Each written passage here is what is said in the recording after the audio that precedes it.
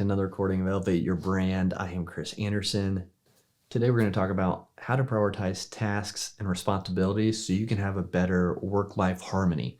So it is super crucial and important to be able to prioritize your tasks and responsibilities that you have within your life, relationships, and business.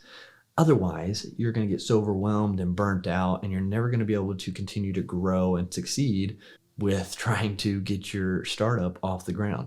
And so it's super important to be able to prioritize and manage all of these to have that harmony. There is no balance because that means one thing, something is better or higher than the other. Having that harmony is being able to live with everything in tandem and in agreement. And so that's what we're going to talk about today. And that's why it's super important to prioritize your tasks and responsibilities, because so many times people try to multitask or do everything at once.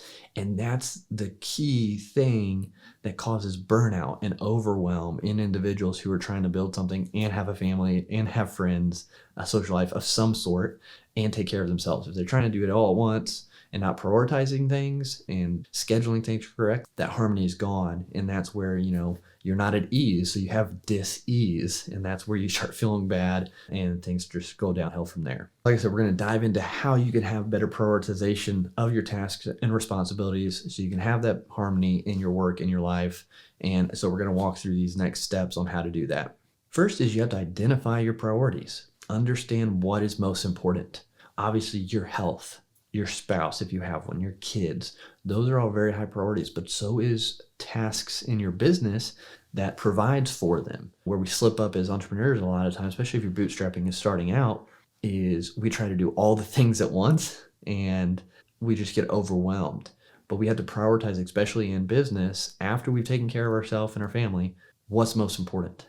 So you have to just keep things real lean and simple. You're not going to be able to do everything out there that could grow your business. You're going to want to stick to one thing, to keep it simple, to keep it lean, and prioritize what matters in getting to that goal. So that one offer you have, what steps do you need to take to grow that audience for it, to get it in front of people, to get people into the program or course more often? So what does that look like? So what are the priorities in building that? It's not going to be retouching your logo over and over and over again. It's not going to be all the aesthetic things that you're trying to fix and make look perfect over and over again. Those are not priorities. Priorities are getting content out there that resonates with your audience and helps them and guides them into your funnel, and then building that system that's a singular lane to get them to what you're selling to help them and, of course, make money. So what within those steps are your priorities? You've got to figure that out for yourself and your business, but setting those priorities is crucial. You can do this by writing down the main targets that you're trying to accomplish, those things that are the priorities in your business that are going to help you grow and get in front of more people. So once you have those big goals, we call this the rock, pebble, sand method. So you have the big rocks. These are the main things that have to be done to push your business forward, to elevate your brand in the marketplace. Okay, so these are the big ones. And then from there, you take those rocks and you break it down into the pebbles. So 3 to 5 pebbles for each rock. So the pebbles these are the things that have to happen to get to that goal. Okay, so for example, maybe it's you want to increase your content strategy is the big rock. Get more content out there. Okay, so how can you do that?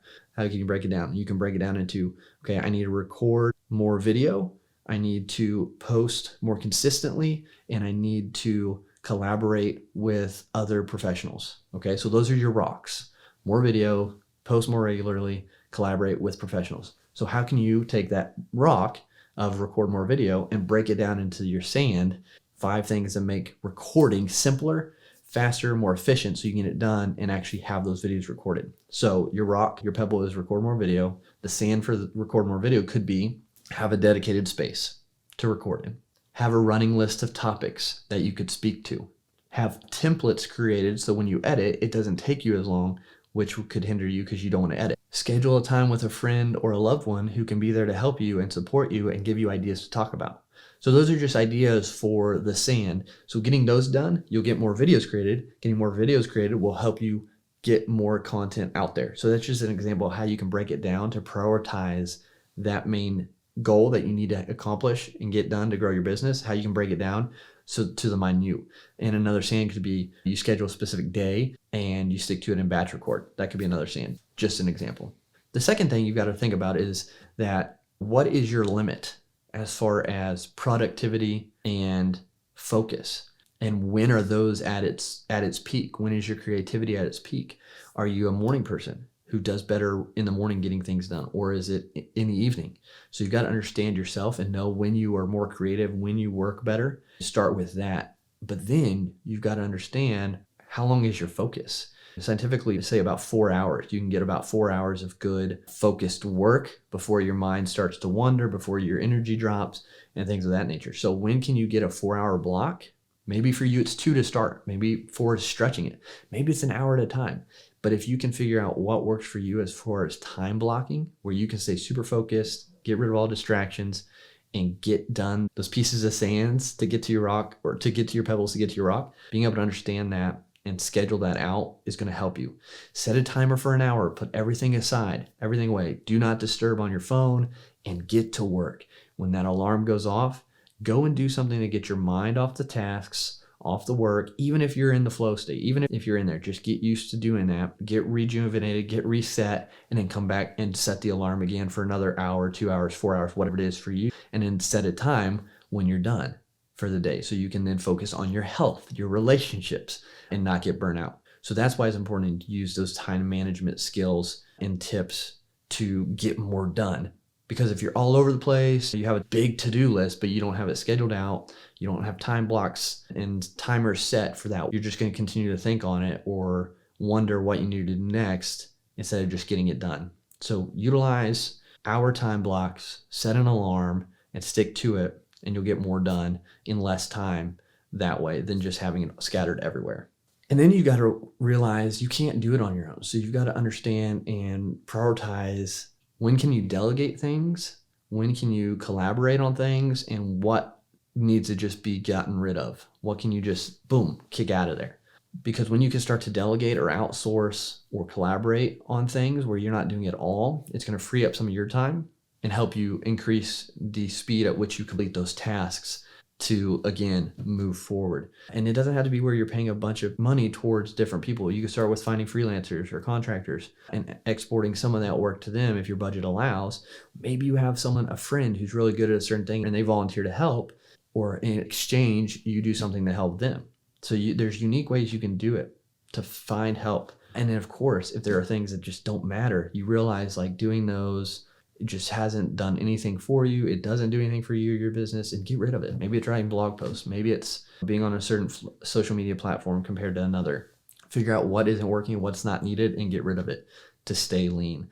But once you can start delegating your tasks to others, you're going to be able to scale. You're going to be able to grow a lot better than if you're still doing everything, because you're not going to be great at everything. You've got to stick it to your zone of genius and have other people in their zone of genius to really expand on what you're doing. And again, like I mentioned with the time management, you've got to take breaks. You've got to take care of yourself. Otherwise, you'll run yourself into the ground and you'll get burnout. You hear about burnout. It's just that you get so overwhelmed with everything going on and not having the direction needed that you burn yourself out.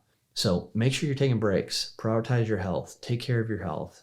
Do things that bring you joy. Business is not always fun. It's going to be hard. It's going to take a lot out of you. So find things that you enjoy that fill you back up. Going on a walk, being outside, working out. Maybe if you stick to your tasks during the week, a celebration could be going to your favorite restaurant. Little things, and celebrating those wins will help you keep a good mindset moving forward as you grow. And this last one is super important and something I really had to learn as I was going about my journey, and that was setting boundaries. Because I'm the type of person that will get started on something and it will consume everything I do, because I just want to do it the best and do it until it's done. And so I had to really learn on setting boundaries so my health didn't deteriorate, so my relationships didn't go bad, because those things are important to me. And so setting boundaries allows you to have those gaps and those safeguards so your relationships are still getting nurtured. So you are still taking care of your health. So you are still enjoying life some and not just continually grinding, that grind method. There's a time to grind, but then there's a time to turn it off. and spend time with your family, to spend time taking care of yourself. So you have to set those boundaries. So maybe it's a hard stop at a certain time during the day. And at that time, this is done. And you focus on your family. That's what I do. My boundary is my wife calls me when she's on her way home from work. That's my boundary. And I know it. So when she's coming home from work, I'm stopping or I'm wrapping things up. So when she gets home, we can spend time together. We can spend time as a family together. And then when she goes to bed, Everett's in bed, my son, I have a couple more hours where I can either finish things up or I can read or I can do things for my mindset, my mental health that improves there. So setting the boundaries, setting those kind of bucket times of what is super important. And being intentional. Our Wednesday, my wife and I always have a date night, and that's set on the schedule. And I've moved things that people wanted to do on Wednesday night, recordings with me or calls or things of that nature, because that's set. That is a boundary I have and that we've started and that we're going to continue to do. Now you can have extra date nights, but that's one intentional time that's a boundary in our life. I try to set a boundary for Sunday where I don't do any work, where it's just a relaxing, we go to church, we rest, we rejuvenate ourselves and just hang out. So you've got to find what boundaries work for you, what are healthy for you, and what's going to help you as a person. But to summarize everything, you've got to understand what your priorities are. You've got to set those boundaries. You've got to set your schedule. You've got to time manage yourself and your schedule. You've got to take breaks and figure out what really matters. You've got to be able to outsource. So again, to create that work-life harmony, you've got to understand how to prioritize your tasks and responsibilities. So go out there, start implementing some of these, and we'll talk to you next time.